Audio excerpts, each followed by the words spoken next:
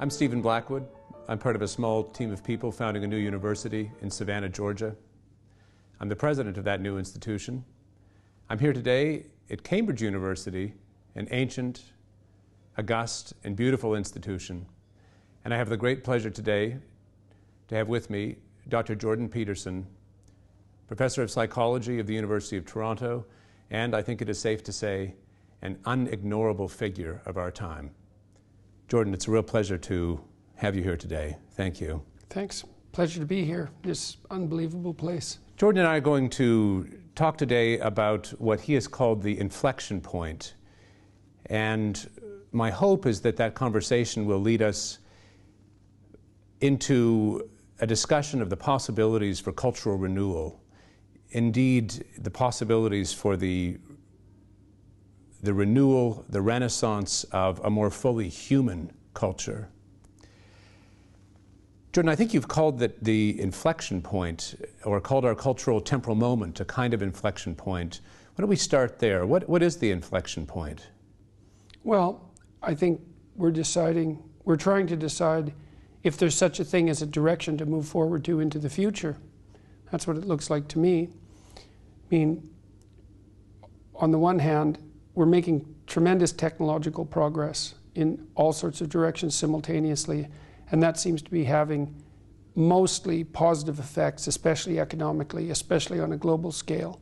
And on the other hand, we seem more confused about the foundations of our culture and the potential directions that we're moving in than we have been for a while. And that seems especially acute in educational institutions.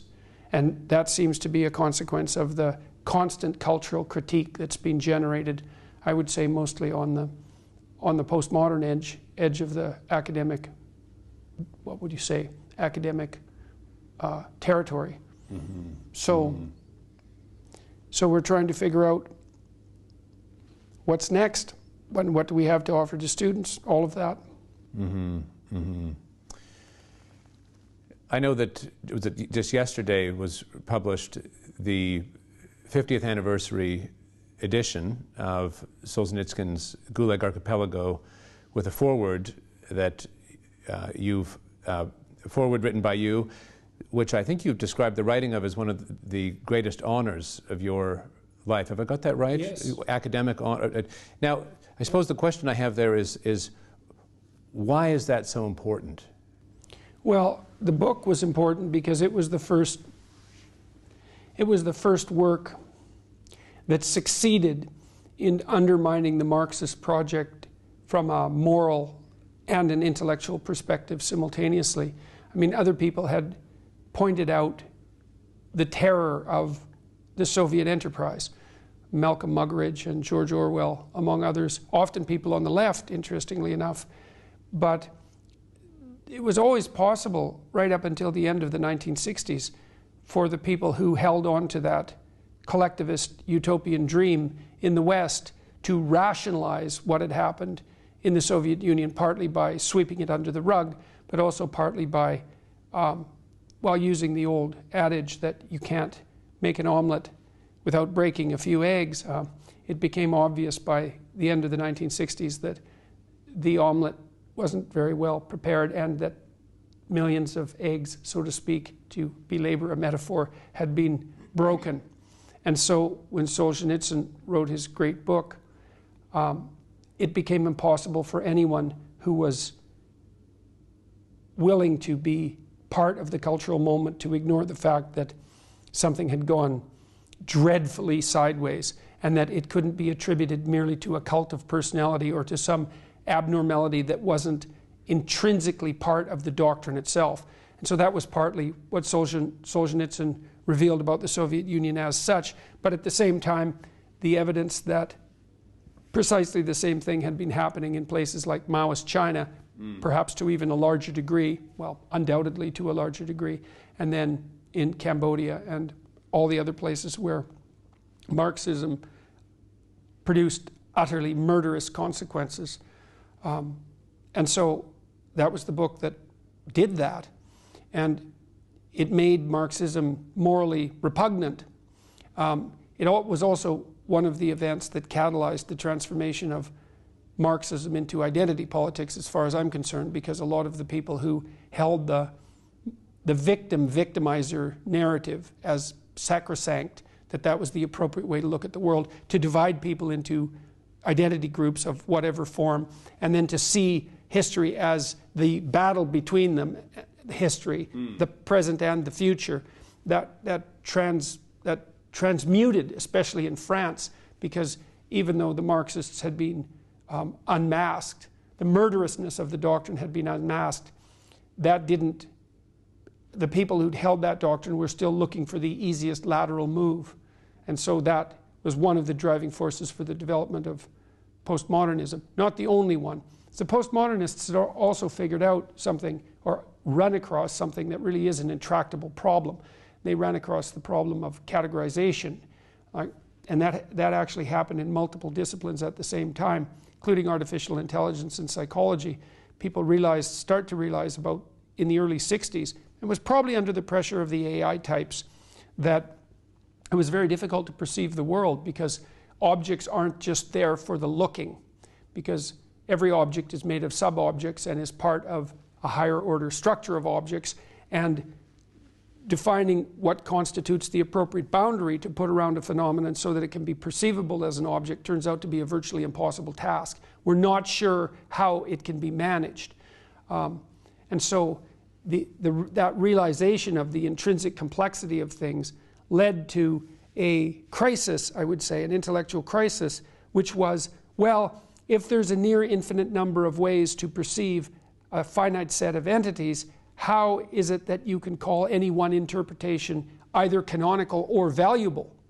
And that's part of the postmodern skepticism, let's say, of meta-narratives, and it's actually a reasonable critique.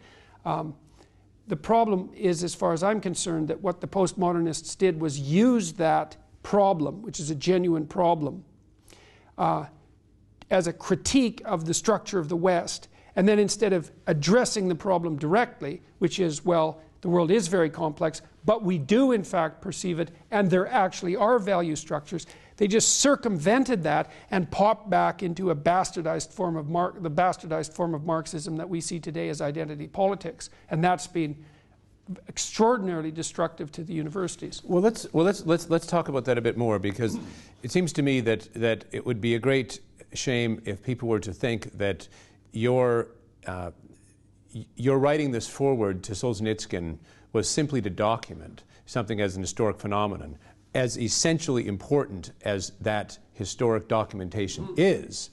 It seems to me that what is of interest to you is not simply to shed light on the terrors, the 100 million slaughtered in the course of the various communist revolutions of the 20th century, those various ideologies motivated by Marxism and other forms of philosophical ideology, but because it seems to me that you take what was present in that philosophically, ideologically, still to be at work or to have been, as it were, reborn in the West.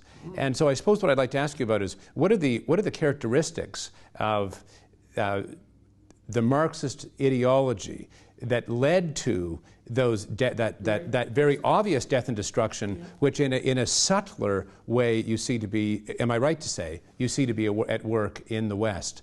So I'd like, it seems to me very important that we have a deep sense of what the governing assumptions of our culture are, or it's hard to transcend them. Yeah, well, that is exactly the issue, because the question is whether or not the past is over. I mean, there's a Marxist philosopher named Richard Wolff who challenged me recently on YouTube to a debate, and really the answer that I posted was this forward, and he accused me of being stuck in the past. You know, it's, well, the wall fell in 1989 and the horrors of the Soviet era are over, and we can't we can't eternally tar Marxism with the brush of these past events. I mean, as if these events are over, or as if 50 years is sufficient time to forget about the corpses. But that's his idea, you know. And to me, it's the same idea that you might put forward if you were a neo-Nazi, by saying that, well, you know, all that happened back in 1945. The fundamental doctrine was sound, and we can't allow our judgment about these eternal truths manifested in the National Socialist doctrine to be forever tainted by some unfortunate historical events. And I think that that's just, well, I don't even know what to say about it. I mean, one of the telling things about his comments was that he only talked about the Soviet Union and not all the other terrible places that the same doctrine had been implemented with equally murderous effects. And so that was quite the argument by evasion. But what I try to do in the foreword and in my thinking in general is I'm always trying to get to the bottom of things. What's at the bottom? And it seems to me that what happened, if you look at what happened in the Russian Revolution, like the first thing you want to do is give the devil his due. Okay, and the way you do that is by pointing out that hierarchical structures, we'll start even before that. People have problems that have to be solved. Life is a sequence of problems that have to be solved. If you don't solve the problems that life puts forward, you suffer and you die. So assuming that you don't want those two outcomes, then there are problems you have to solve. And so you have to set an aim, and the aim is to solve the problem. And then, because we're social creatures, we have to solve the problems by organizing collectively. And the way we do that, generally speaking, in relationship to an aim, is to produce a hierarchy. And the reason for that is that if you have a problem and you want it to be solved and you get a variety of people working on it, you're soon going to discover that some people are much better at solving the problem than others. And that will inevitably produce a hierarchy. And it should, because then even the structure of authority is in sync with the aim. And the aim is valuable because it's a problem that everybody agrees that is an actual problem. So you're going to get hierarchical organizations, and you should. Now the problem with that is that as soon as you produce a hierarchical organization, two things happen. One is that a small minority of the people do almost all the creative work. That's the Pareto principle. And the other is that the benefits of the hierarchy flow disproportionately to a small number of people at the top. So, and that's another manifestation of the Pareto principle, and it is something that Marx pointed out, although he blamed it on capitalism, which is a big mistake even if you're concerned for those the hierarchy dispossesses. So you produce a hierarchy, both the work flows from a minority of people and the benefits flow to a minority of people. And those might not be the same people, by the way, right? Because hierarchies aren't perfect in their ability to distribute resources as a consequence of productive effort. That's part of the problem with hierarchical organizations. But then what the hierarchy does is produce a layer of the dispossessed that stack up at the bottom, near zero, and it's the majority. It's always the majority. So that's the price you pay for hierarchies. Now, what the left does is say, look at the dispossessed and keep the hierarchy flexible enough so that it can twist and bend and transform when necessary, but also so that the dispossessed don't fall so close to zero that A, that they're done, they're in misery, B, that the talents they might possess can't be utilized, and C, that the whole structure doesn't become so untenable that it destroys itself because of the inequality. Perfectly reasonable propositions. And so then you could say, well, there's a certain number of people on the left who are genuinely motivated by concern about dispossession as well as the dispossessed. Of course. Fine. So that's to give the devil his due. And so then you might say, well, there were moral reasons for at least a subset of those who were involved in the Russian Revolution to be involved. They were interested in helping the dispossessed. But there's a problem. And this is the problem of the left. There's problems on the right as well. The problem on the right is once the hierarchy is established, those who dominate the top have every right to overstate the moral virtue of the hierarchy because it privileges them in particular. On the left, the problem is that it's not easy to distinguish between care for the dispossessed and hatred for those who occupy positions of, well, you could say authority. The leftists would say power. You could also say competence, which I think is more to the case, or ability. It's not easy to distinguish care for the dispossessed from hatred for those who occupy the preeminent positions in the hierarchy. And if it's power, then it's hatred for power. But if it's competence, and it is competence if the hierarchy is functional, then it's hatred for the competent. Okay, then you say, all right, so those are the two competing motivations. Care for the dispossessed and hatred for the, let's say, competent.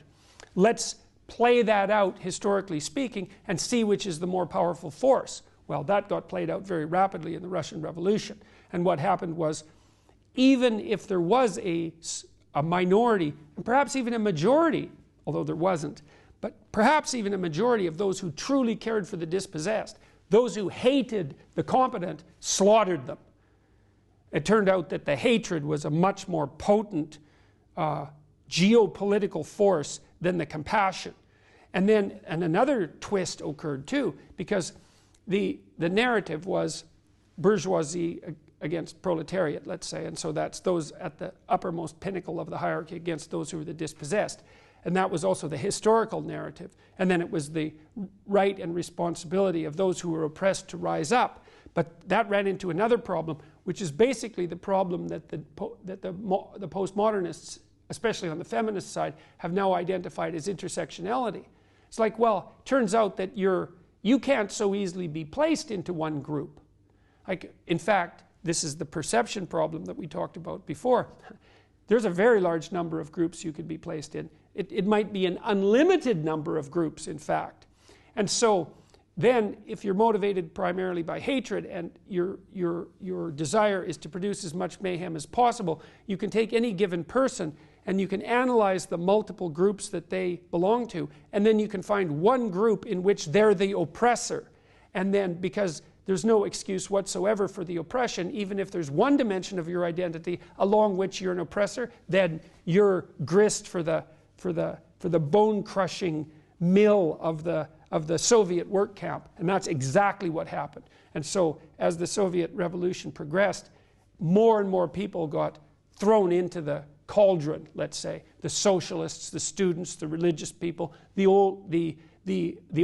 original revolutionaries. Stalin had all them killed because there was some, and if it wasn't you that was guilty because of your group membership, then they just expanded the capacity of the parameters of the idea of group. Well, you're not an oppressor, but your grandfather was a landowner. Well, that's good enough. That's your class. And so that's sufficient justification to throw you to the wolves as well. And so what you saw is this just unbelievable expansion of murderousness driven by the twin improper presuppositions that you could define people by their group identity, and that history was best conceptualized as a battle between the fortunate and the unfortunate along those group identities. Yes. And if we could pick up that notion of the group identity and what you call the collectivist thinking, it seems to me that might be opposed to a kind of robust view of the human individual as the site of responsibility and agency, suffering.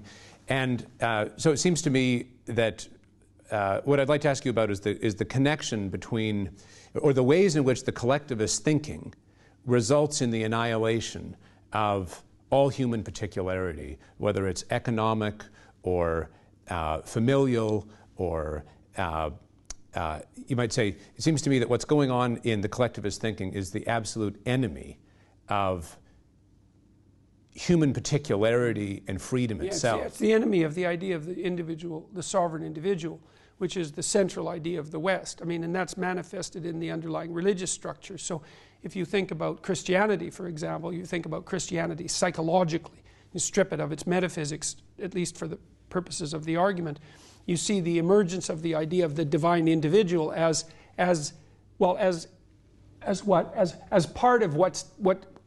of divinity itself, right? As an integral part. That's part of the Trinitarian idea of the part of divinity itself.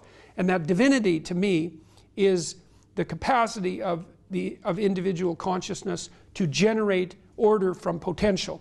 So the way I look at people, first of all, so my people who have been criticizing what I've been doing think about my philosophy, such as it is, not that it's mine, as a sort of variant of Ayn Rand's ideas of the centrality of the individual above all. That's not the issue.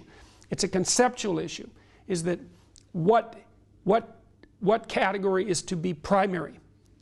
And for me, the individual is to be primary. And there's a variety of reasons for that. First of all, the individual is the locus of suffering and also the locus of responsibility. So those are really the two reasons that the individual has to be made primary.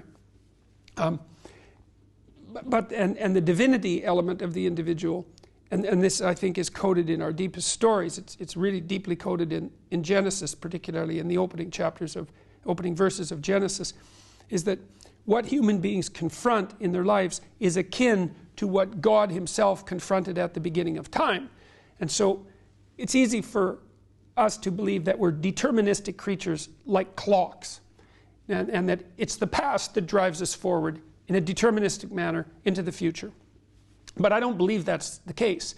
I actually don't think there's any evidence that that's the case, because people are so complex you actually can't predict them as if they're deterministic, except in very constrained circumstances. And so it's a hypothesis, but it's not a very good one. And although it has its utility, what seems to me to be the case, and I think this is how people conceptualize themselves and how they act towards themselves and towards other people, and how our social structures, our political structures are constituted, is that human beings constantly confront a landscape of possibility. It's potential itself. And we have a belief in the idea of potential. We have an idea that there are things that could be. It's a very strange conception of reality, because it's not a materialistic conception, because things that could be aren't measurable in any sense, right? But we certainly act as if they exist. And we all treat each other as if one of our fundamental ethical requirements is for you to confront that potential properly. And that would be to live up to your responsibility. It's just you have these gifts and talents and possibilities that have been granted to you, and if you fail to make use of them, your talents, let's say, then that's a sin of sorts. And that's a religious way of thinking about it, but it doesn't matter, because that's how people treat each other. If you have a child, for example, or a spouse, or a friend, brother, anyone you care about, and you have the intuition that they could be making more of themselves and what they have than they are, then you're deeply disappointed in that. And the reason you're disappointed in that is because there's a call to us, an existential call, to confront that potential that's everywhere, that faces us in every direction, and to transform it into the most functional and habitable order possible. And the way that is to be done properly is with truth. And I think that all of those ideas are integral to the Judeo-Christian substrate of Western culture. They're fundamental ideas.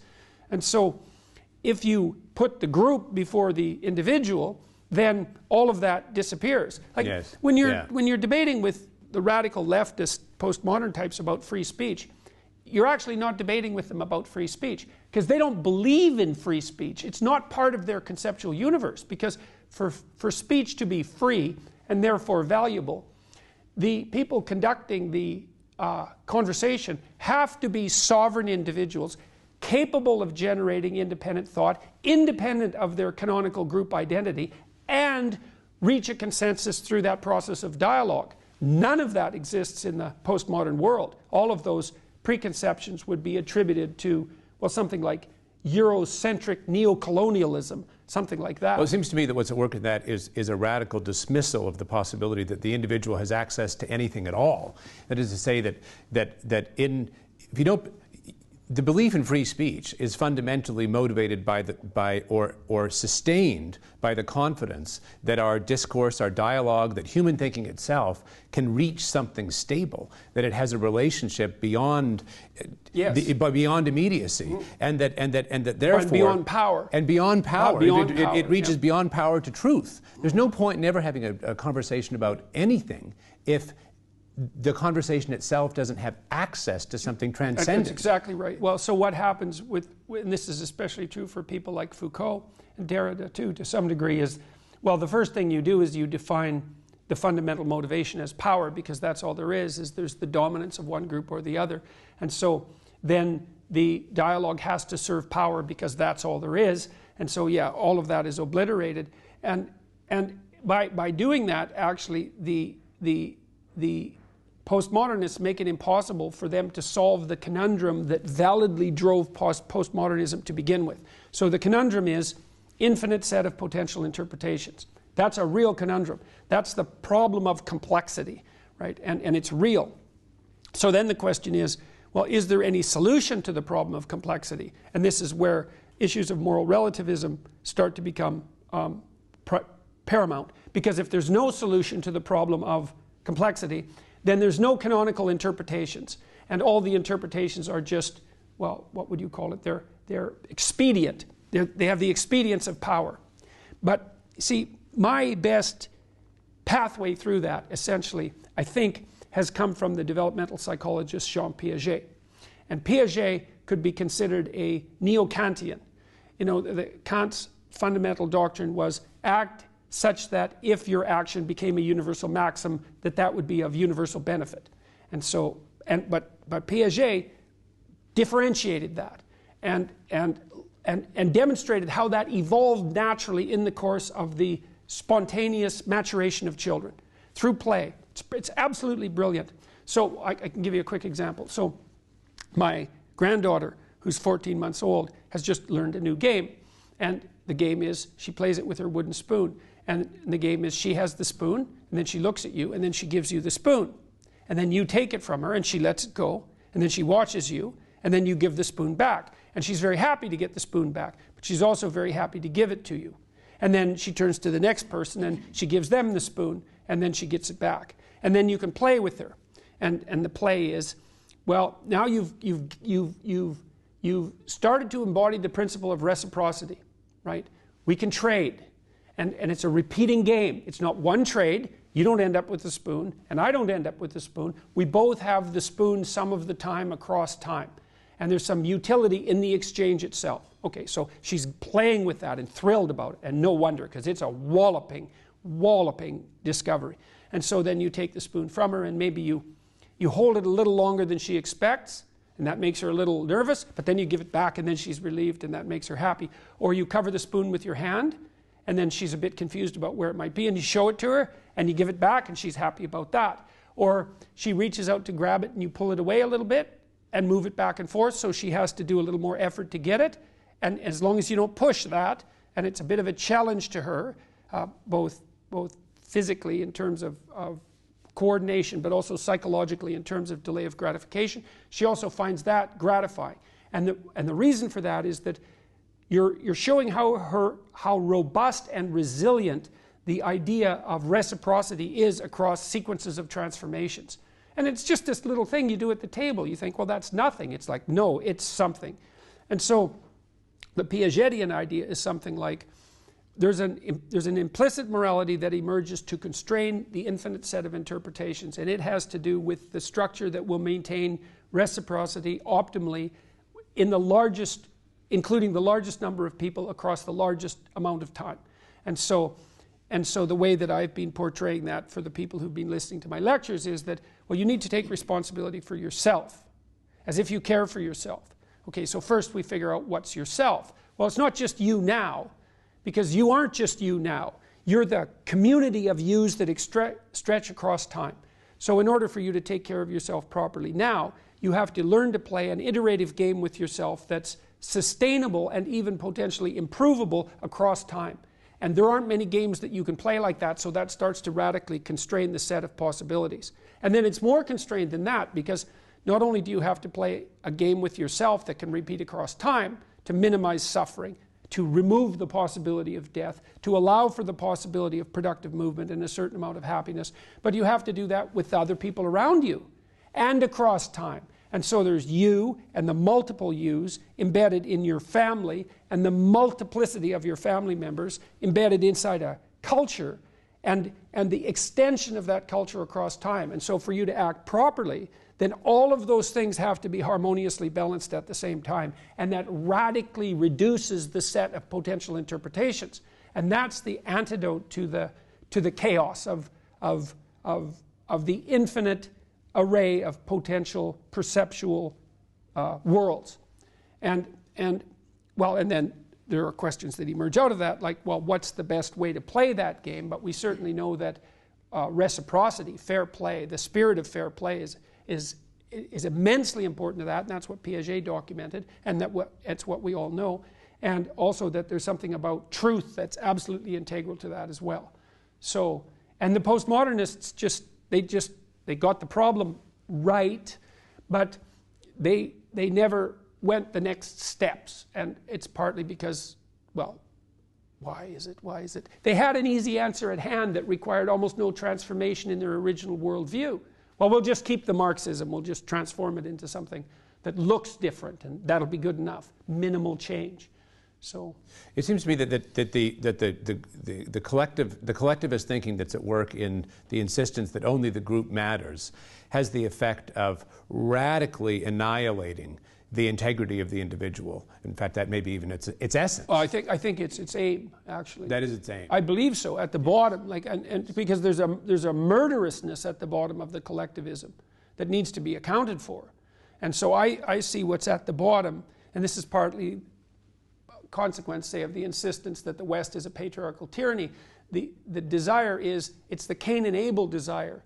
See, Cain was jealous of Abel, not so much because Abel was God's favorite, but because Abel deserved to be God's favorite, because he had done things right. And it's very bitter in life to see a gap widening between you and someone else, period. But it's particularly bitter if you know the gap is widening because the person who is doing well is actually doing good and doing well. And that implies, at least in eradicating the vagaries and randomness of life, and I'm perfectly aware of those as factors.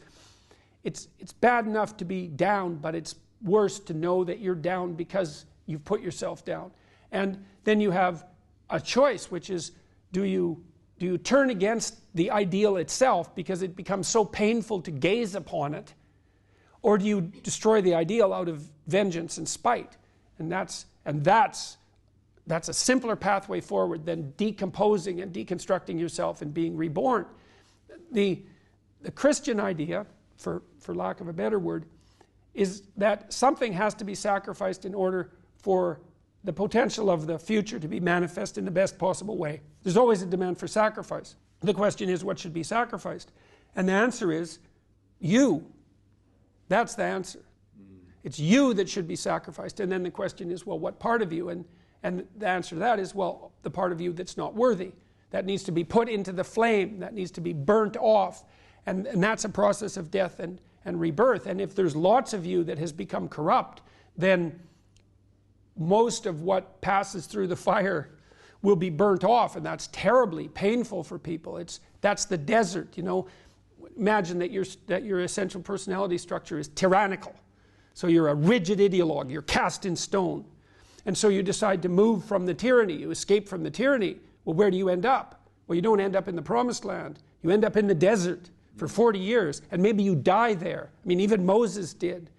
So it's out of the frying pan into the fire, that's for sure. And it's no wonder that people are loath to let go. And then the more tyrannical they've become, the more they've restricted their possibility and all of that, and sold their soul to the dogma of human beings, let's say, as Solzhenitsyn would describe it, the less there is of them that will be left after everything is stripped bare. And that's a terrifying possibility. It's much easier to take the other route, and it becomes easier and easier. And then, well, there are other motivations that pile up as well, like bitterness, the hatred that bitterness can, because you know you've lost your chance, right? You had your chance, and you've squandered it. And the feeling of that, I think that's why Cain tells God after he gets caught, after his murderous act, he says that his punishment is more than he can bear. Because it's the realization of what he's done. He's destroyed his own ideal. And that's what you do if you're a collectivist. You destroy yourself as an individual. And that's all you have. And so there's nothing in that except, I would say, a continually opening pit of hopelessness and despair. And then that drives bitterness and hatred and desire for revenge and all of that. It's a terrible cycle. And we've seen it play itself out over and over. And we haven't yet precisely learned from that. So to me, it's part of an eternal struggle. You know, it's been outlined as a war in some sense that's going on in the human psyche since the beginning of time, for all intents and purposes. It seems to me, Jordan, that your position is fundamentally a positive one. It's an affirmation of human dignity, the freedom that dignity demands, and an affirmation of the infinite particularity of human life. If one were to contrast the collectivist thinking On the one hand, if one might call it a kind of abstract rationality, as if there's one solution to fit them, one size fits all, kind of top-down logic. What's on the other side? What's the antidote to that in the individual? Yeah, it is particularity. I mean, one of the things I talk about in 12 Rules for Life, and in my lectures, this has become a meme, strangely enough, something that's widely distributed on the web, partly because there's a comical element to it. It's to clean up your room. And everyone laughs about that because I'm taking that seriously. It's like, well, clean up your room. Everyone's mother has told them that 1,000 times, right? But I try to explain why. It's like, well, you have a bit of chaotic potential right in front of you. It's, in some sense, infinite in its potential. And the domain in which you can manipulate that might be rather restricted because of the restrictions that are part and parcel of your existence. But maybe you have your room, and you might think, you might have contempt for that, and so it's a complete bloody catastrophe. But you don't have to. You could think, well, I've got a little... It isn't a room, it's a place of potential. And as soon as you know that, then it's not your room anymore. It isn't a room. The room that you see is your preconception of the space that you inhabit. What's there is a fragment of infinity. That's what's there. And what you see is the low resolution consequence of your assumption and lazy habit and blindness. That's your initial room. And you think, well, no, that's not the room. See, part of what artists do, for example, when Van Gogh paints a room and you look at it glowing, he's trying to show you what's beyond your perception of the room. And I mean this technically, like the way that your visual system is set up is that whenever memory and presumption can replace direct perception, it will, because it's simpler. So you literally see what you expect to see. And if what you see is dull and drab and boring and pointless and uninspiring, then that's you. It's not what's there. And what the artist does when he or she re-represents that mundane reality is to remind you of what's behind it, the potential that's there. And so what I'm suggesting to people is that they take the potential that's right in front of them. It's like, okay, and here's the rule. You're aiming up. There's something that you could change, that you would change. That might be a very small thing. Could, well, that's within the grasp of your power. Would is within the grasp of your will. To combine those two things might be a very small shift. You might only be willing to make a very tiny step forward. It's like, fine, good enough. Make a tiny step forward. And that makes you a slight bit stronger than you were before. And then the next step can be slightly larger. And it's the path of humility. It's what people act out. So there's this cathedral. It's not a cathedral. It's an oratorio in Montreal. I think it's the second largest one in the world. It's set on a hill, at the top of a hill. And there's a huge staircase leading up to it from the bottom of the hill. And people often who are crippled and who are on crutches and so forth, or in wheelchairs, go there and make their way painfully up the hill. Or maybe they do that on their knees. And the idea is that they're struggling incrementally uphill, step by step, despite their burdens, to reach the city of God on the hill. And they're acting out. That's life. It's like the proper aim is the city of God on the hill. And what is that? Well, that's that place that we talked about already, where these levels of responsibility are stacked together harmoniously, so that you're acting in your best interest, and in your family's best interest, and in the world's best interest, and I would say in the best interests of reality itself, right? Assuming that we have some integral role to play in reality, which is certainly at least true at the human level. That's the city of God on the hill that beckons to everyone. And you move up that, you move towards that humbly. So that's one step at a time. And you do it despite your burden and your suffering. All of that. And that's all dramatized in that. And it's It's a perfect drama of that. And would you even say it's not simply despite your suffering, it's in and through your particular suffering? I mean, one thing that strikes me about clean up your room. Clean up your room. Yes. The affirmation of the particularity of your life. I mean, one thing that strikes me about deepest in our human experience is that it is infinitely particular. I mean, that you mentioned your granddaughter. I mean, the loves, the people, the experiences, the places that we're shaped by. They're not places in the abstract. This top-down sense as if there could be the same kinds of clothes and the same kinds of experience for all human beings. That's the enemy of the very deepest truth of our human experience, which it seems to me is infinitely particular, but not infinitely particular in the sense in which those particularities just go all off into nothingness. Those particulars are precisely our points of access to the transcendent, to the infinite, to that which that's where the reality is. Yes. Yeah. Well, yes. so that's why Jung said that modern men can't see God because they don't look low enough. Yes. They're not paying attention to the importance of the particularities, because Yes. the particularity is where the pen meets the paper, right? Yes. And it's just a tiny dot every like when you're writing, it's a dot, and then it extends into a line, and those transform into words and sentences and paragraphs. But the particular act is where the pen meets the paper. Yes. Yeah, Yes. That's that focal point, right? Yes. That's the center of the cross, Yes. by the way. It's Yes. the same Yes. thing. Yes. Well, you mentioned the cross. I mean, certainly in the history of the West, one of the ways this comes through is, and in the East too, is in Christian theology, is the very notion of the incarnation. You know, what is that to say? But that the infinite is in the particular, and that they are co-inherent. That the infinite, in fact, has no life except in the particular, and the particular itself has a relation to or is comprehended by that very infinite. And so it seems to me that what is going on there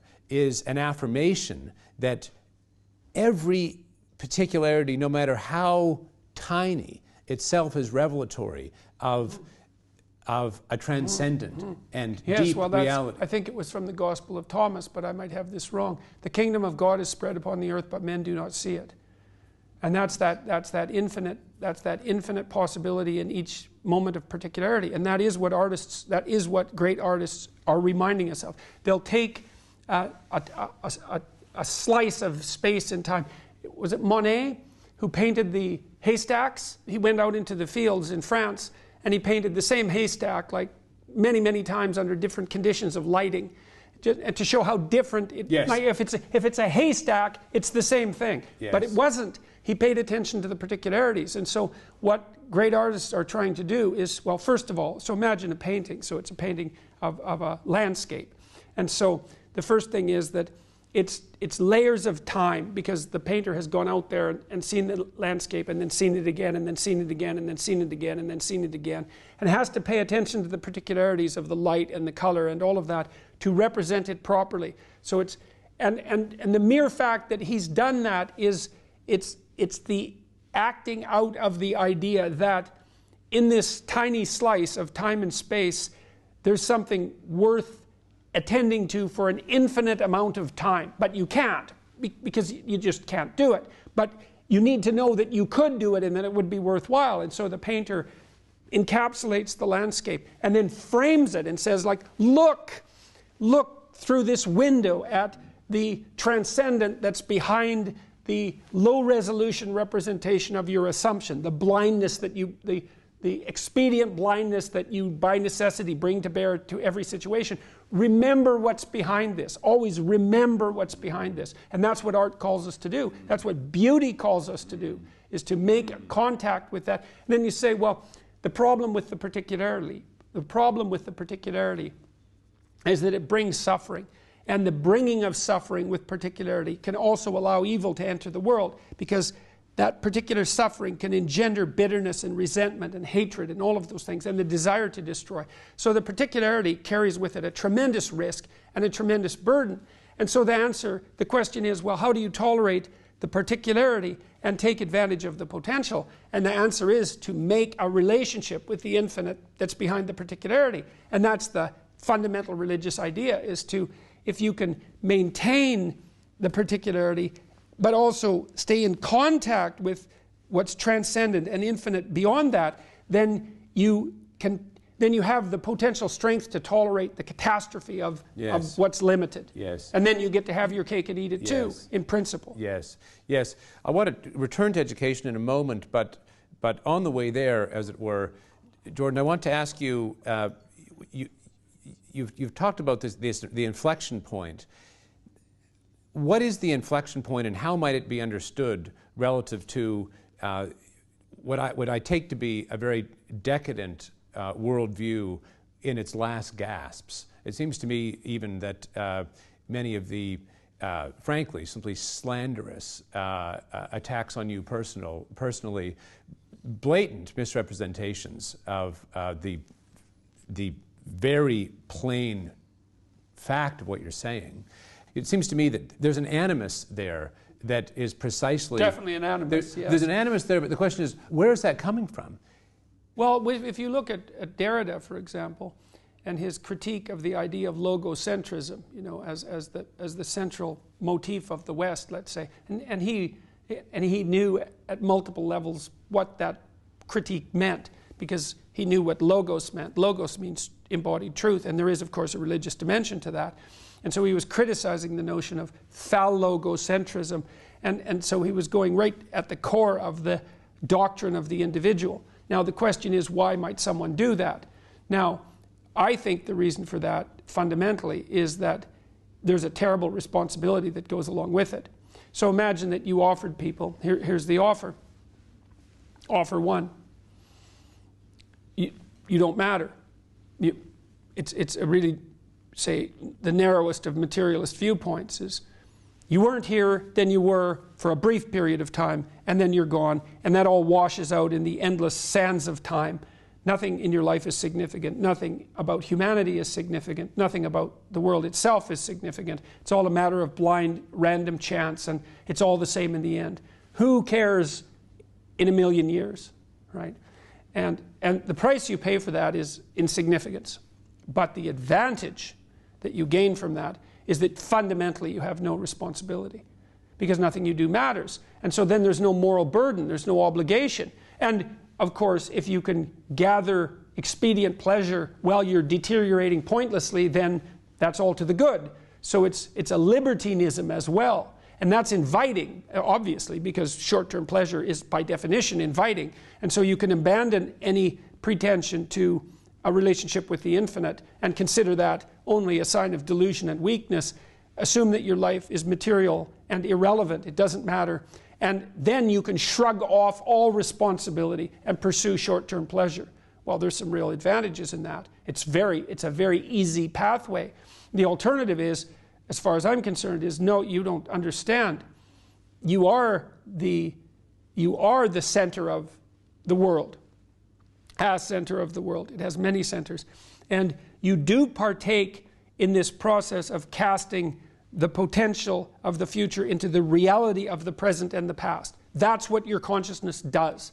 And the quality of what you produce is dependent on the ethics of your choice. Your choice between good and evil in every moment is what determines the course of the world. And that's on you.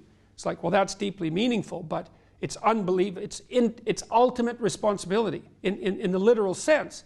And I think that in order for us to set things right, we have to understand that we have to take on that burden of ultimate responsibility, as if it's not only as if it's ours, which it is, but as if there isn't anything better that we could do. And one of the things that I found so gratifying about the lecture tour that I've been doing is that, and why I keep doing it, the live events in particular, because we've done about 100 of them now so far, is that when I explain to the audiences, and this is especially true, seems to be especially true of men, but of young men, but not so young even, to say, look, you have an ethical obligation to lift the heaviest load you can possibly conceive of, and that's the primary call to adventure in life. And that call to adventure is so worthwhile that it justifies the particularity. Everybody, it's like lights go on. They think, oh, I see. So you need a meaning to set against the suffering and to protect you against that temptation towards malevolence. You need that. Well, where's the meaning to be found? Well, it's not happiness.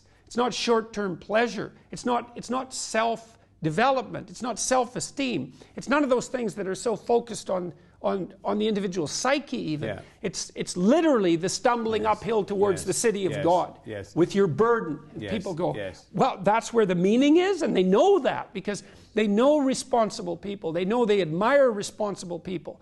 They already got that. Say, well, that's what you should become, and they think. And not only that, that's what you could become because that's what you are in the deepest sense. Yes, yes. Would you say that the antidote to nihilism is meaning? And if so, I think you've described yourself, Jordan, as you've said, I think, that you're the surfer, not the wave. And I suppose I want to ask you, what is the wave? Because it seems to me we're at a moment of very great cultural potential, and it could go any number of ways, but that the very fact of what one might call the Jordan Peterson phenomenon, worldwide, your book translated into dozens of languages, your lecture halls packed, is a sign of a longing, a self-conscious longing for meaning. How would you describe what that wave is that you didn't create, but that you are speaking to? Some of it's technological. So I would say that wave is got multiple levels. So we could start from, we'll start from, I would say what's most obvious, and that would be the medium rather than the message. So and these people that I've been associated with, this intellectual dark web group, we're in the fortunate position of being early adopters of extraordinarily powerful technologies. So, and the technologies are twofold. There's online video, and then there's podcasts. And so they're technologically revolutionary in a variety of ways. So online video is revolutionary because it brings something closely akin to a live performance to an infinitely large number of people on demand permanently. So then you think, well, what's the advantage of a book? Well, it's permanent, it's relatively low cost, it's easily distributable, right? So, well, what's the advantage to online video? Well, it's inexpensive. It's not inexpensive, it's free. It's far easier to produce than a book. Like the lag time from video to publication is the day. Like we could put this online today instead of the 3-year lag that a book would require. And then far more people can watch and listen than can read. Because reading is a minority ability in some sense, really real expert level reading. You know that because such a tiny minority of people buy books, and people are made uncomfortable by books. They're intimidated by them, even if they have the intelligence in principle to do the reading. It's not part of their cultural milieu. That's a small minority of people. And so all of a sudden online video allows the spoken word to have the same impact as the written word, and that's deadly. That's a Gutenberg revolution. And then with podcasts, that's even magnified because you don't have to sit and watch a podcast. You can walk around, you can exercise, you can do the dishes, you can drive. Many people who come to my lectures are like long-haul truckers and guys who run forklifts, and they're in their machinery all day, and all they do is listen to podcasts.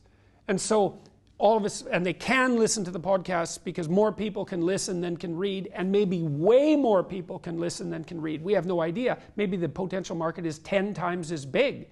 And so they can do it when they want to. They can also do it in private.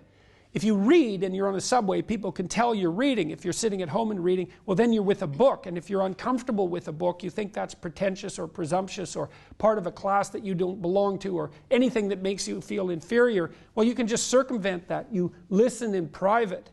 And so people are taking that opportunity like mad. And so that's part of the wave, let's say, that technological revolution in communication that's illustrated that people have far more depth and capacity to concentrate than anyone would have imagined. You even see this with Netflix and HBO. It used to be on TV, there was an idea that, well, a movie was about as long as you could attract people's attention for. 90 minutes, that's the most the typical person could concentrate for. It's like, that turned out to be complete rubbish. People will follow these incredibly complex, like literary level narratives. Breaking Bad, for example, that has multiple characters following multiple streams of development for endless hours, and they'll binge watch it. So we have way more capacity for sustained concentration than we thought, and these new bandwidth unlimited technologies are revealing that to us. And I happen to be an early adopter of this, and so that's That's part one of the wave.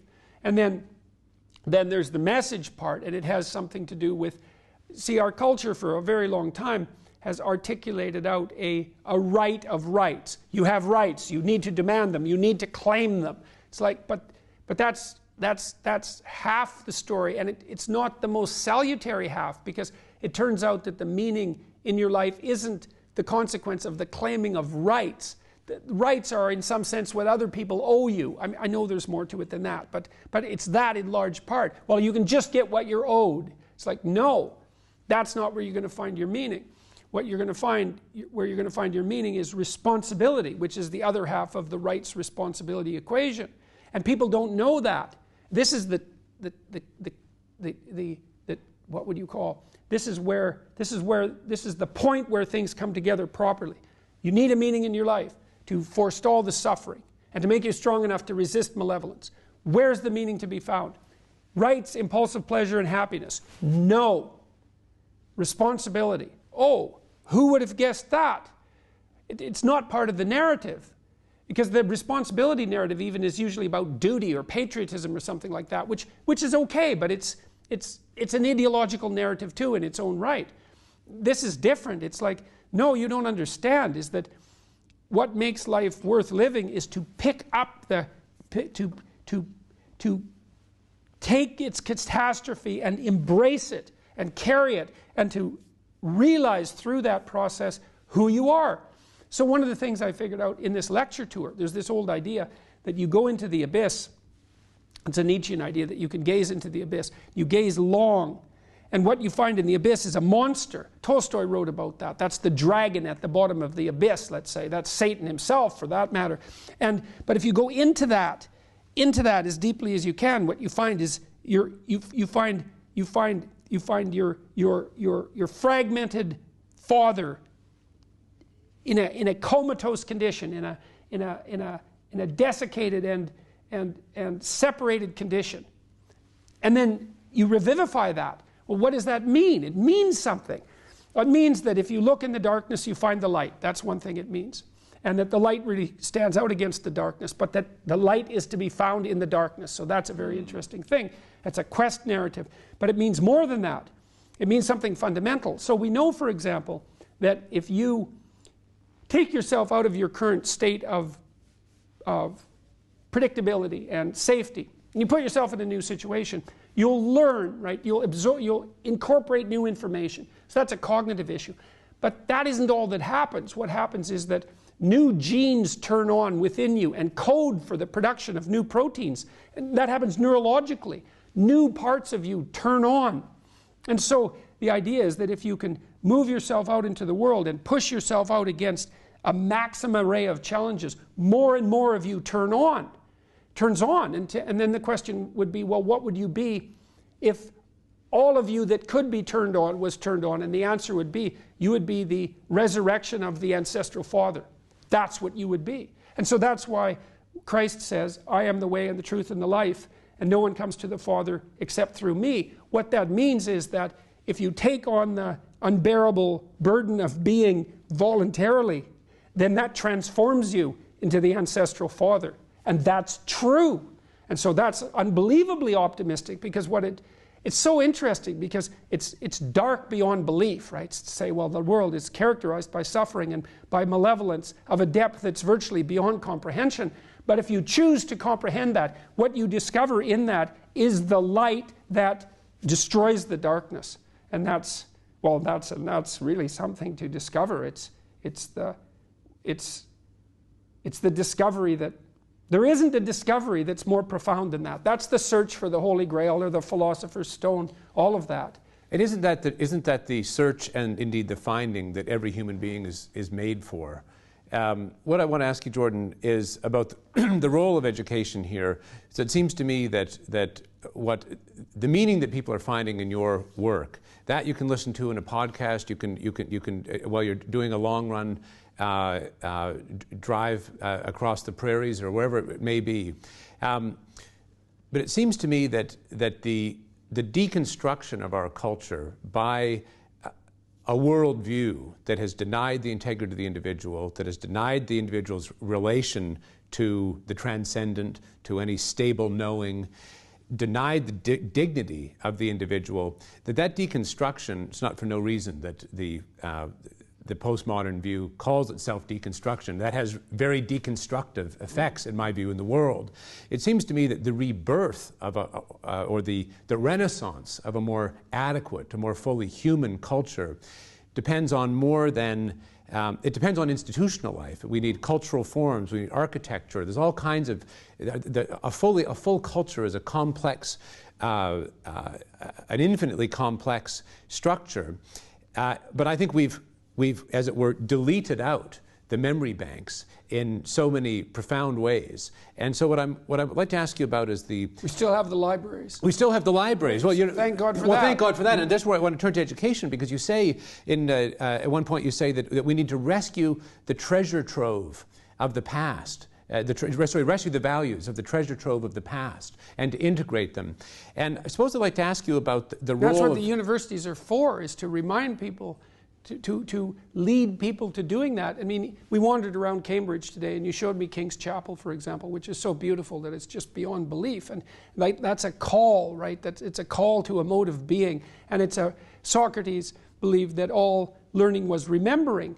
And it's true in the sense that we just discussed, is that through encounter with the tragedy of life and the malevolence of life, that more of you will come to manifest itself. But that can be facilitated by your incorporation of the greatness of the past. So you say, well, each great philosopher, each great thinker is a fragment of the ultimate ancestral being. It's a fragment of God the Father, let's say. And you get a fragment from Nietzsche, and you get a fragment from Plato, and you get a fragment from Wittgenstein, and you get a fragment from Shakespeare. And there's something, imagine this, there's something that makes all those people great. It's whatever greatness is. And it's broken up across all of them. But if you experience, if you're exposed to each of them, then you absorb what you're exposed to and have the possibility to imitate and absorb that greatness across its fragmentation across many people. And then that can come to awaken that within you. And that is the purpose of the universities. And the reason for that, it isn't something casual. It's like, well, it's good to be more, if you go to university and you take a humanities degree, you'll come out more well-rounded. You know, it's such a weak way of putting it. It's that, no, you wake up and realize who you are, and then you're ready to take the world on your shoulders. Yes. And that's what the universities are here. And that's what students are dying for that. Yes. That's why men are abandoning the universities, is because that call isn't there. Yes. Well, there's no answer to the call. You might say, it seems to me that the wave is the longing for that call to be answered. And it seems to me that our universities have failed us. And not only failed us. Doing it exactly. They're antithetical to it. You might call them the water main that is distributing a worldview that is corrosive of what is best in the human being. Well, the doctrine, so one of the fundamental doctrines of the collectivist leftists, especially on the feminist end of things, is the idea that Western culture is a patriarchal tyranny. And so, first of all, we could say, well, that's inappropriate psychologically, because the way that you represent culture archetypally is with the tyrant and the wise king. And so you can say that there's the tyrant, and that's always true, but you also have to say that there's the wise king. But there's no wise king. There's only a tyrant. Okay, and that tyrant that's all men. It's all male. And so that's a view of history, right? Is that the view of history is that, well, women have, the primary force of oppression in relationship to women throughout history has been men. No idea about the cooperative endeavor of men and women, or their mutual desire to lift each other out of misery, which is a much more accurate way of representing history and a much more grateful and appropriate way. None of that. No, it's a patriarchal tyranny. And men are responsible. Okay, well, so where does that leave young men? Well, let's say young men are attempting to manifest competence in the world and to become good people. Well, there's no good and there's no competence. There's only power, and it's related to the patriarchal tyranny. And so that conflation of competence with power, which is an absolutely pathological move in my estimation, is also the desire to discourage and to devalue and to destroy. And partly it's based on fear, because the idea would be, well, a fully fledged man is nothing but a powerful tyrant and therefore dangerous. Better to emasculate him completely. So he's nothing but harmless. Even though he's useless, he can't do anything that's bad, which is an unbelievably horrifying. That's the castrating mother, the Freudian castrating mother. That's the terrible element of the female body politic. That's the evil queen that's the counterpart to the evil king, something we never talk about. So, and that's what's facing young men, is that at least they're discouraged from becoming what they could be. At least they're not encouraged, but it's worse than that. They're actively discouraged. And so the universities have become, they've become institutions of active discouragement, and especially for men. And so what's the consequence of that? Well, especially in the humanities and social sciences. Well, it's obvious. All you have to do is look at the statistics. All the men are leaving. There won't be a man left in the humanities and social sciences in 15 years at the current rate of gender transformation of the disciplines. And then you see this equally appalling phenomenon occurring, which is that virtually all of the female-dominated disciplines are politically correct. And I think that the reason for that is that the reasonable women don't know how to regulate the behavior of the unreasonable women. The benevolent queen can't regulate the evil queen, and that hatred for the patriarchy, that's the feminist part of the postmodern neo-Marxist monster, has decided that emasculated and weak men are preferable to tyrants, and those are the only options, because there's no such thing as genuine competence. What you want to call young men forward to do is to take their place and say, look, you have to understand, it's not just about you. Is the world will be a lesser place without that which you could reveal to it because of your particularity. And that hole that you leave by the absence of your presence is going to be filled with something terrible. Not just something neutral, but something terrible. And that's on you. And so you have a calling that's vital. And people need that. They die without that. Yes. It seems to me that the ideology that's dominant in very much the university is not only destructive in all these ways, but just boring. And that its patent inadequacy to our deepest human longings, male, female, of all races and kinds, the deep transcendent longings that we all have, the need for self-longing, for self-knowledge, that ideology is patently inadequate to its satisfaction. What I see in young people today, many young people, and I know you see this in the thousands that you encounter, is they're not interested in fighting some cultural war. They simply want to discover the deepest truth of themselves. And so I want to ask you a little bit about the role of education. We talked about the lighting up and the awakening, the encounter with depth and truth. There's a certain kind of abstract view of education as though it's a kind of inert process. You're just sort of downloading into the mind. But in fact, the nature of our souls is such that it's a dynamic reality. The room is not just the room; it's the place in which you encounter yourself in the rule of clean up your room. But it seems to me that that's what's going on in all education at its best, and that it's not enough simply for the library to be there. There needs a certain mediation of the institution. So, for example, we could have there's a piano on the other side of this room. We could say, well, there's a piano. You're free to play the piano, but I can't play the piano. I don't know the chords and the scales. I haven't. And yet, if I did all that, then what I can make happen on the piano is infinitely richer than if I've never learned to play the piano. Yeah. And I suppose when we talk about rescuing the values of the treasure trove, that's discipline as the precondition for freedom.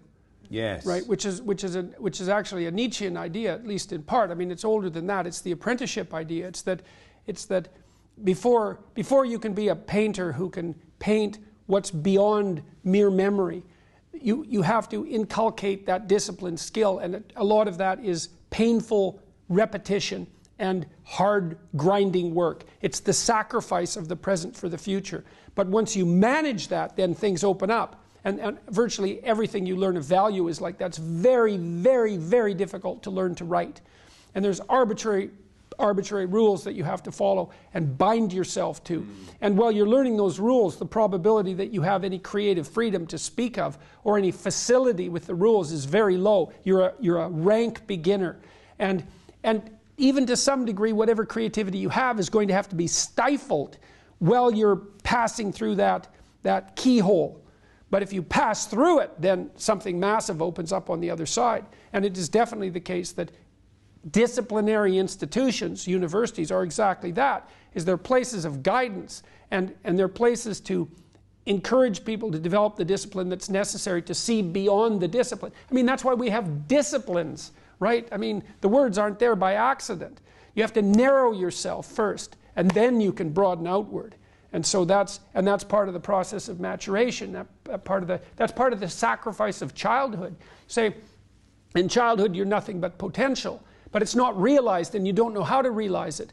And so then the question is, well, how do you get to a point where you realize the potential? And the answer is, you sacrifice almost all of it to a single direction. This is Nietzsche's commentary on the Catholic Church. He's a great admirer of the Catholic Church, despite the fact that he was also a radical critic of Christianity. He said, the thing about the Catholic Church is that it forced everything to be interpreted within a single explanatory framework.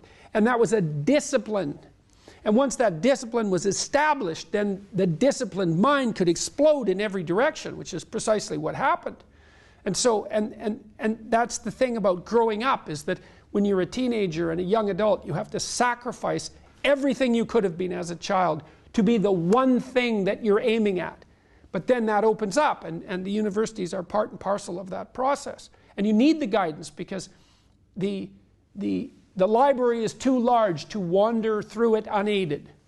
Yes, and I think that comes down to the question of what you need to, what are the books that can be read to be transformative? I mean, the otherness that realizes and that awakens and opens up the self, that turns those lights on, is not just a random otherness. I mean, you can look at a brick wall all day and never get anything like what we get by looking at the King's Chapel that we just came from a few minutes ago.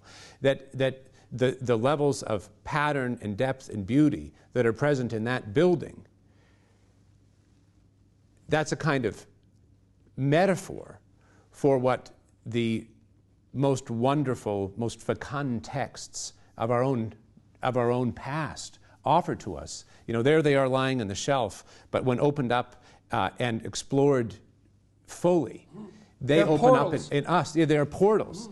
So I suppose a book isn't a book. A book isn't paper. Yes. That's your memory. That's your perception of the book. It's a portal. Yes. And you know, one of the ideas, the postmodern idea, is that, well, there's no canon. And if there is a canon, it's only there to support the tyrannical patriarchy, because of course the tyrannical patriarchy is the explanation for everything. But I've been trying to solve that problem technically I have a small staff that's trying to produce an educational system online. And we've been trying to understand, well, what is it that makes a book canonical? There's actually a technical answer to that. So you imagine that books exist in relationship to one another. That's a perfectly reasonable postmodernist claim, by the way. Books exist in relationship to one another. Okay, well, some books have hardly any relationship to other books. Those are trivial books. Now, they might be undiscovered works of genius. That's another possibility if they're recently written. But it doesn't matter, because you can't separate the wheat from the chaff. At present, it's too difficult. There's too much chaff.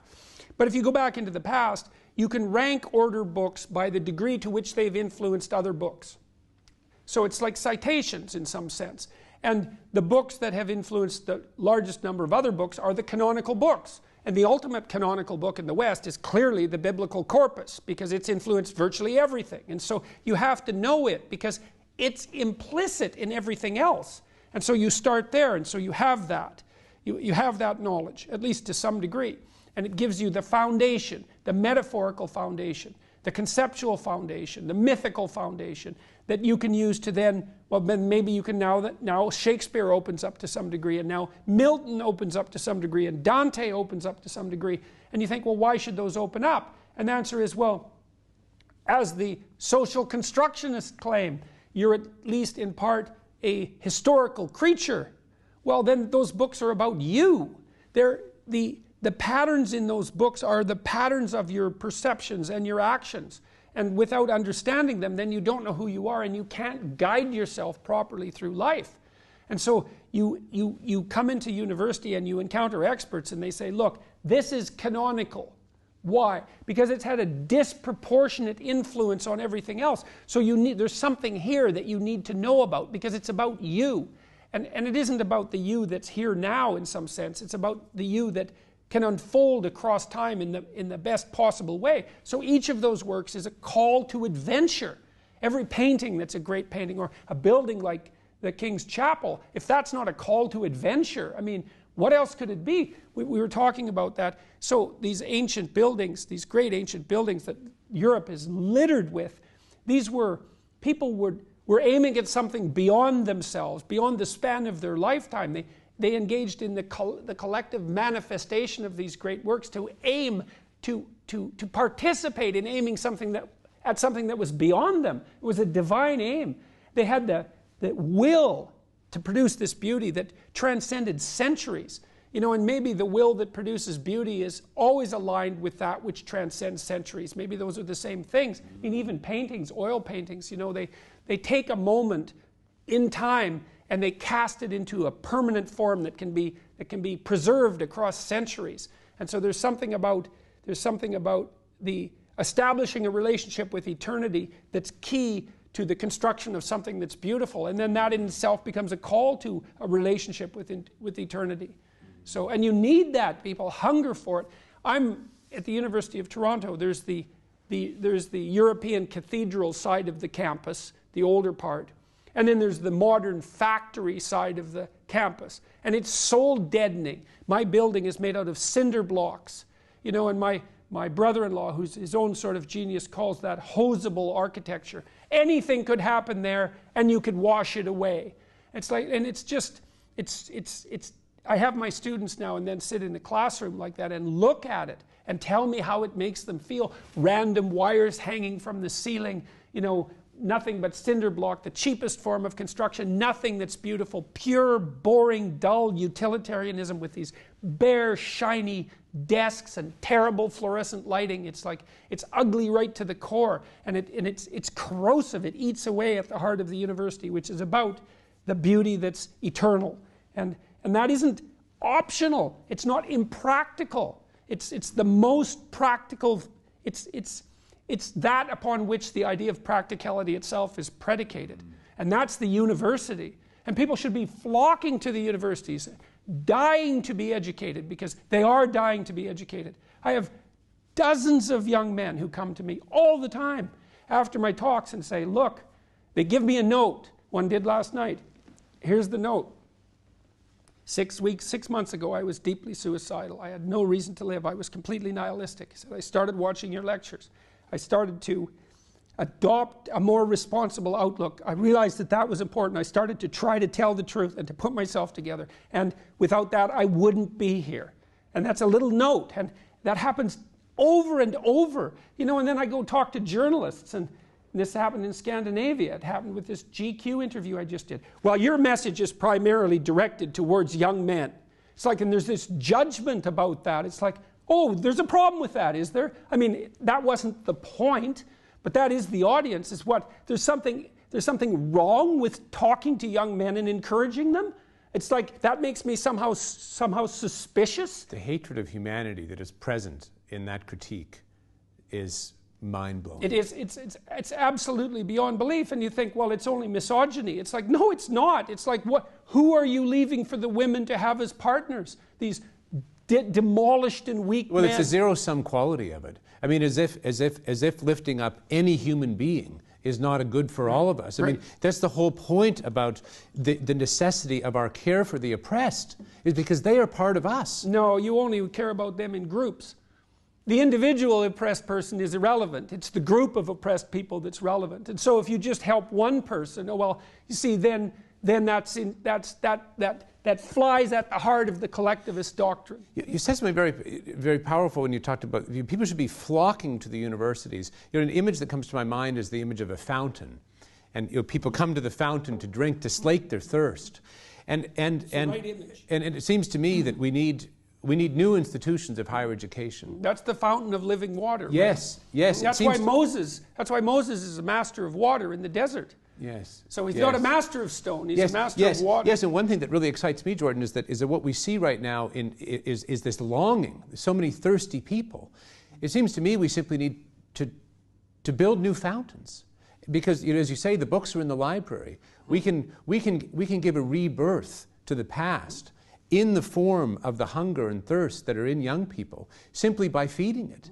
And that it seems to me that there's a kind of cultural passivity, particularly when it comes to the university. People will say, oh, well, you could never do anything about that. Well, they're just, you just have to kind of write them off. Well, why do we have to do that? Well, why can't we start new ones? There have been thousands of universities started over the years. Well, when the students come into the university and they've got this facade of cynicism, that partly because they haven't had great experiences with the educational system, and it's no wonder, and partly because... Well, it goes all the way back to the beginning. Yes. I mean, you've talked about this in your book, that the university, to interrupt, but what moves in the whole K-12 educational system, in a certain sense, was founded in large part to bring about that collectivist control and to stultify and to annihilate the freedom of the individual. And so that's pretty well ingrained by the time someone comes to university, and no wonder they don't think they like educational institutions. Yes, well, but they're still desperate enough to come, and they might say, well, I'm doing this practically because I need a degree to get a job, which is, perfectly reasonable. It's perfectly reasonable. As a fragmentary ambition, it's a good fragmentary ambition, but their core is dying for something deeper than that, and they're coming to university the way that you enter a cathedral properly. If you enter it properly, they come prayerfully, they're hoping, but they won't talk to anyone about it. They're hoping, God, I hope that what I need is here. And if you provide that, then they're just overwhelmed by it. And then they're motivated to work and to move and to put themselves together. Because it doesn't take much water to really transform a parched surface. And these young people, they have their cynical facade, and it's easy to be intimidated by that because they're judgmental in their lectures and in your lectures, and maybe they're not paying attention and they're snapping gum and they're playing with their computers. But there is part of them that's at the back listening and hoping that something will emerge that will captivate them, and when that happens, then that's when it becomes something absolutely remarkable to be an educator. Because then you're providing guidance, and you're providing the guidance that's the bread that's more than mere material bread. And then the students are extraordinarily rewarding to work with, because it's not pleased, it's way more than pleased. They're so engaged by what's happening that the whole thing comes alive. That's when it's a great thing to be an educator. And it's been great for me to go on this lecture tour, which is why I keep doing it, is because every evening it's like that. I get 2,500 people in an auditorium, and I start talking about the things we've been talking about, and everybody's dead silent, and they're locked onto it. And it's an unbelievably gratifying process. And then people come up and say, oh, this has been so useful to me. Things were so terrible and falling apart in so many ways, and like all of a sudden I'm just stacking these things up and putting them together. It's so interesting watching the young men who come and talk to me, and it's young women as well, and not always just so young. Many of the women come and say, thank you very much for what you've done for my sons, for example. But the men come up and they say, it's like they're telling me a secret, and it's the sort of secret that you'd only tell an intimate friend that you trusted. It's like, man, I wasn't doing so well. And these are often rough-looking guys, They say, look, I've been really trying to get my act together, I've been working it out with my wife, and I've been trying to get my relationship with my son straightened out, and here's my father, by the way, he came along with me, and we're getting along just fine, and it's really working. And they say it in a hushed voice, and they say, thank you very much. And I say, great, that's so great, I'm so thrilled to hear that. And they're telling me that because they're hoping that I would in fact be thrilled to hear that, because they want to tell it to someone who would be thrilled to hear it. And I am thrilled to hear it, because I do believe that redemption is something that is accomplished at the level of the individual. And every time you hear someone say that they've oriented themselves properly, it's like a bell rings in heaven. It's exactly that. And so, well, so that's absolutely and chronically overwhelming, but it's absolutely remarkable to see this, to see how much desperation there is for this. When I talk to audiences about the relationship between responsibility and meaning, they inevitably go dead silent. There's not a rustle, there's not a cough. It's like, is that the secret? Is that the secret? Is that it's the voluntary adoption of responsibility? It's like, well, that's the central message of the West. It's like to pick up your cross and bear it, you know, and everyone's been told that, but they don't know what it means because it's not been articulated enough so that it becomes something that's practical. It's like, yes, look at the terrible responsibilities you have right in front of you. Your family is hurting. You're in trouble. There's problems in the world. It's like all of that's right there. And all you have to do is take responsibility for it. And then you've got what you need all of a sudden. You think, oh, that's what I needed? I didn't know that. I thought that was something to avoid. It's an impediment to short-term hedonistic pleasure, you know, and to happiness. There's nothing happy about lifting the suffering of the world onto your shoulders. It's like, this is way, way better. Happiness isn't what you feel in the King's Chapel. It's something so magnificent that happiness pales in comparison. And so it's thin gruel happiness. And young people know that. They're pursuing hedonistic pleasure. And you know, no wonder. But there's nothing in it that's sustaining. And all it does is make you cynical. It's like, that's all there is? Another one-night stand? Another binge party? You know, and it's not like I have anything against, in principle, against some of that exuberant youthful hedonism, but it's not. Look, the universities have turned into places of parties. Why? Well, because that's what the students find best to do there. Well, that's not good. What you want to offer them is a reason to not party. It's like, no, you got to understand. You come to this class hungover. You're not going to be able to get it. You're not going to be able to write properly. You're going to pay a price for that hedonism. It's like, and the price will be too high for you to bear. It's like, oh, well, enough hedonism for me then. Like, I've got something important to do. That's the way out of that. But that thing that's more important has to be offered, and it can be offered. So, and I've seen it happen over and over to people, and it's extraordinarily good for them. If you're an addict, and I've talked to many people who are addicted, you need a reason to stop being addicted, which means you need something better than the drug. Well, that's what you offer at universities. It's something better. It's something better than everything else. And if you're not offering that, then it's all a facade. It's all a factory, a knowledge factory, which is the modern university. Factory knowledge, factory products. Seems to me, and we'll conclude here, I think, momentarily, it seems to me that the time is ripe for a radical and beautiful rebirth of a more fully human culture. And when I hear you speak, Jordan, about your lectures, and you know, what moves me deeply is the love that you have for the people who come to you. And I suppose I want to just conclude on a question about. I want to conclude on an optimistic note by drawing out what's in that love.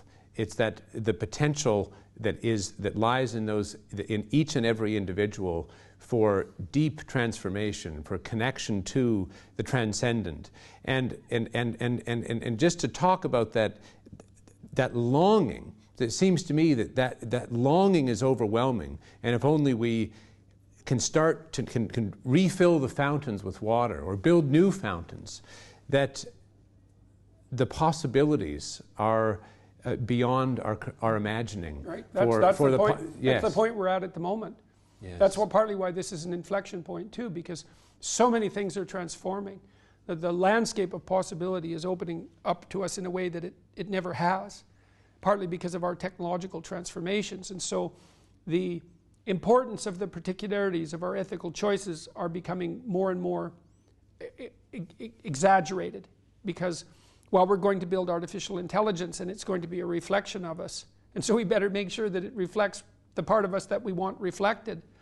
And you talked about that care for people, as the care for me is predicated on my realization that I prefer heaven to hell.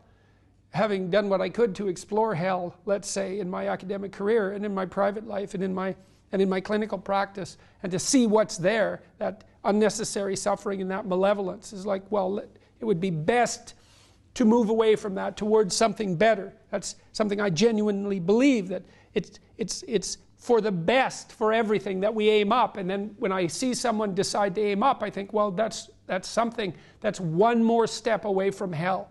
It's not just the climbing up the hill painfully towards the city of God. It's move away from the abyss. And I think it's easier for people to believe in the abyss. It was for me to believe in the existence of malevolence and apocalypse and catastrophe. I mean, all you have to do is study history to believe that. Think, well, not that.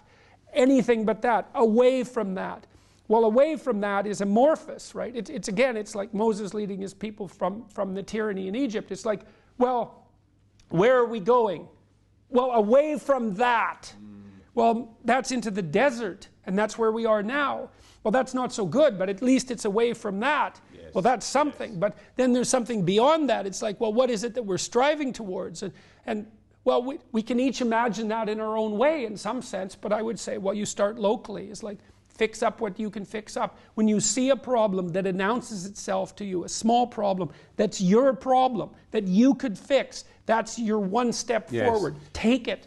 Yes, it seems to me in addition to that life of the individual, we need to think very broadly about the institutional life that supports all of that individual realization and freedom. We need to think about universities, we need to think about our architecture, we need to think about, that is to say that the whole horizon that lies before us needs to be considered for the fullness of possibility that it holds, and that those possibilities are not realizable simply by this individual doing this and that individual doing that, but that they also require a kind of, it requires that we think about the whole, and that we allow to give birth, we allow to come into being the kinds of institutional life that upon which our realization depends, upon which that awakening depends. And so it simply can't be simply a matter of our living our lives in a kind of solitary way. No, but it's definitely not. To think about what are the fountains on which, if we're in the desert, it seems to me that okay, so we're in the desert. It's a lonely and dry place. But there, where the narrative fragments. Where the narrative fragments. That's all the deities that the Israelites come to worship, the false idols, because the narrative fragments. And that is precisely the moment, paradoxically, at which we can rediscover ourselves, what our nature, what our longing is for. And so it seems to me that we're at a time of astonishing possibility, but that we must take it up. Well, hopefully, when you train graduate students and you train undergraduates, you orient them towards the truth, and then they learn to teach in accordance with that, and that facilitates the process that we're describing, and that they regard the relationship with individual students as of paramount importance, and see the teaching as something that's noble, and the research as well. Yes, the awakening of each particular individual, let's say in an educational institution, is precisely what allows them to go on in 10,000 ways, in 100,000 ways throughout their lives, to transmit and open up those transcendent possibilities. Thank you, Jordan, very much. My pleasure.